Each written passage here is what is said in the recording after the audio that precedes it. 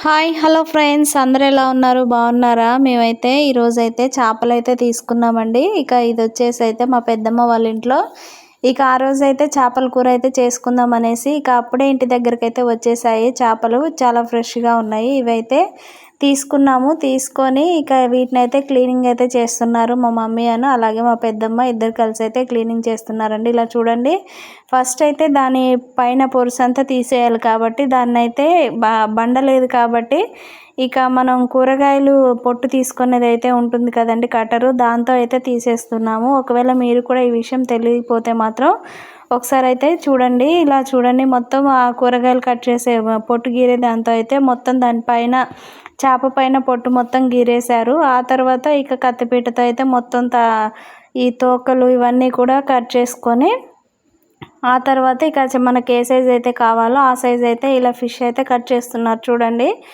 ఇక చూసేయండి, ఇక పొట్టు అయితే ఇలా గీరుకోవచ్చండి. మనం ఇంట్లో ఫిష్ ఎలా కడగాలి అనేసి అయితే అలా టెన్షన్ కూడా ఏమీ ఉండదు. ఇలా మనం కూరగాయలు కట్ చేసుకునే దాంతో ఇలా మొత్తం అయితే ఇలా పొట్టు అయితే గీరేసుకోవచ్చు, ఈజీగా కట్ చేసుకోవచ్చు. ఇక ఫిష్ అయితే ఇలా చూసేయండి, ఇక ఇద్దరు కలిసి అయితే ఫిష్ క్లీనింగ్ అయితే చేసేసారు. ఇక ఆలోపు అయితే నేనైతే దానికి కావాల్సిన మసాలాలు అంటే అన్నీ ఏమిటో అవైతే ప్రిపేర్ చేసేసాను. ఇక చూడండి, ఉల్లిపాయలని ఒక 2 లేదా 3 ఉల్లిపాయలని తీసుకొని దాంట్లో కొంచెం ఫ్రై చేసుకొని ఆయిల్ ఏమి వేయకోకుండా ఫ్రై చేసి దాంట్లోనే కొంచెం జీలకర్ర కూడా వేసుకోండి. ఆ 2 వేసేసి కొద్దిగా లైట్గా ఒక 5 మినిట్స్ వరకు ఫ్రై చేయాలి. ఆయిల్ ఏం వేసుకోకుండా ఫ్రై చేసుకోవాలి. అది చల్లారిన తర్వాత అయితే మిక్సీ పట్టుకోవాలండి. ఇక ఈ ఫిష్ క్లీనింగ్ కూడా దగ్గరగా వచ్చేసింది, అయిపోతుంది. ఒక 5 kgs వరకు అయితే తీసుకున్నాము. ఇక అవి క్లీన్ చేసే వరకే చాలా టైం పట్టిందండి. ఇక ఇద్దరు కాబట్టి కొంచెం తొందరగా అయిపోయింది. ఇక ఆ తర్వాత ఇక కూర అయితే స్టార్ట్ చేసిద్దాము. ఆలోపు ఇది చూసేయండి, స్టవ్ ఆన్ చేసుకొని ఒక పెద్ద గిన్నె అయితే పెట్టేశాను. దాంట్లో ఒక 6-7 పచ్చిమిర్చి అయితే పొడుగుగా కట్ చేసుకొని వేసుకున్నాను. అవి వేసిన తర్వాత ఒక 2 ఉల్లిపాయలని ఇలా చిన్నగా కట్ చేసుకొని అయితే వేసుకున్నాను. పెద్ద ఉల్లిపాయలు 2 తీసుకొని అవి 2 కూడా ఇప్పుడు మనకి 2 మంచిగా ఫ్రై అవ్వాలి. ఇప్పుడు ఆయిల్లో ఫ్రై చేసుకోవాలి.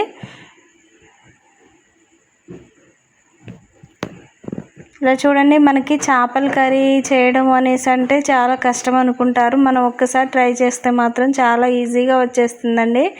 ఇక ఈ 2 ఫ్రై అయిన తర్వాత దాంట్లో తగినంత పసుపు అయితే వేసుకోండి. ఒక టేబుల్ స్పూన్ వరకు అయితే పసుపు అయితే వేసాను. అది ఫ్రై చేసుకొని కలుపుకొని ఆలోపు మనం చింతపండు మనం చేపలు ఎన్నైతే తీసుకుంటామో దాన్ని బట్టి కొంచెంగా ముందుగానే నానబెట్టుకోవాలి. కడిగి నానబెట్టుకున్న తర్వాత ఇక ఆ పులుసు అయితే మొత్తం పిసికేసుకోవాలండి. ఇప్పుడు ఇలా చూడండి, దీంట్లోకి అల్లం వెల్లుల్లి పేస్ట్ అయితే వేసాను. ఇక ఉల్లిపాయలు ఫ్రై అయిన తర్వాత పసుపు వేసుకొని అలాగే అల్లం వెల్లుల్లి పేస్ట్ కూడా వేసుకోండి. చాలా ఫ్రెష్గా తీసుకుంటే మాత్రం చాలా టేస్టీగా సూపర్ స్మెల్తో చాలా బాగుంటుంది అల్లం వెల్లుల్లి పేస్ట్. ఇది కూడా ఒక 5 నిమిషాల వరకు ఇలా కలుపుతూ ఫ్రై చేసుకోవాలి. పచ్చివాసన అంతా పోయి మంచి ఫ్లేవర్ వచ్చేంత వరకు కూడా ఇది ఫ్రై చేసుకోవాలి. ఇలా చూసేయండి, ఇక నేనైతే కలిపేశాను. ఇది ఒక 5 నిమిషాల తర్వాత ఇక దీంట్లోకి అయితే తగినంత కారం అయితే వేసుకోండి. మనం కారం చూసి అయితే వేసుకోండి. మనకి పులుసు కాబట్టి కొంచెం కారం ఎక్కువగానే పడుతుంది, అందుకే కొంచెం అయితే ఎక్కువగానే వేసాము కారం. ఇది కూడా కారం లేని కారమా ఉన్న కారం అనేది అయితే చూసి అయితే వేసుకోండి. ఈ కారం కూడా ఒక 5 నిమిషాల వరకు ఇలా మీడియం కూడా ఫ్లేమ్ కూడా లో ఫ్లేమ్లో పెట్టుకొని అయితే కలుపుకొని కొంచెం అడుగంటకుండా కొంచెం మనం చింతపండు రసం అయితే ఉంటుంది కదండి, అది కొంచెం పోసుకుంటే మనకి కారం అనేది కొంచెం అడుగంటకుండా ఉంటుంది. అలాగే దీని పచ్చివాసన అంతా పోయే విధంగా కలుపుకోవాలి.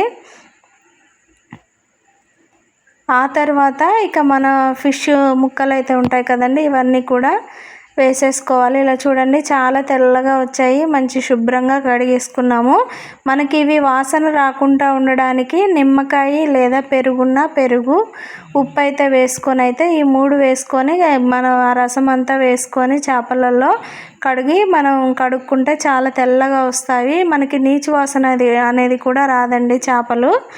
ఇలా చూసేయండి, ఇప్పుడు ఇవన్నీ శుభ్రంగా కడిగిన తర్వాత ఇక మనం ఈ మసాలాలో అయితే మొత్తం అయితే చేపలన్నీ వేసుకొని ఒక్కసారి ఇలా చిన్నగా కలుపుకోవాలి. మనకి ఇప్పుడే వేసాం కాబట్టి ఏమీ ముక్కలు అయితే చెదిరిపోకుండా ఉంటాయి. మరి ఒక 10 నిమిషాల తర్వాత అయితే అప్పుడైతే చెదిరిపోతాయండి. మనకి ఇప్పుడు చెదిరిపోతాయి అనే టెన్షన్ కూడా ఉండదు ఇప్పుడే వేసాం కాబట్టి.